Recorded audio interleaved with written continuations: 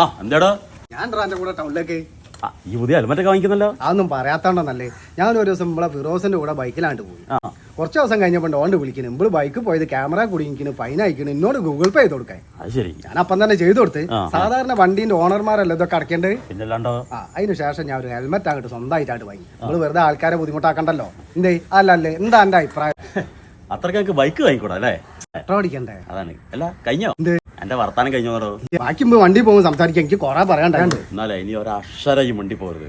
എന്നാ എന്നിട്ട് പിടി.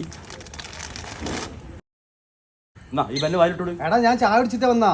എടാ എന്റെ വിശപ്പ് മാറ്റാൻ വേണ്ടി തന്നതല്ല. ഇപ്പൊ ഒരു പുതിയ നിയമം ഇറങ്ങാൻ പോകുന്നുണ്ടോലെ.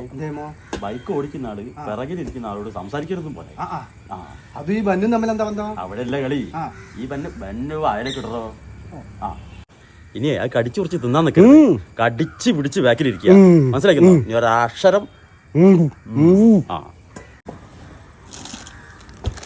ജലജ ഞാൻ പോയിരേ.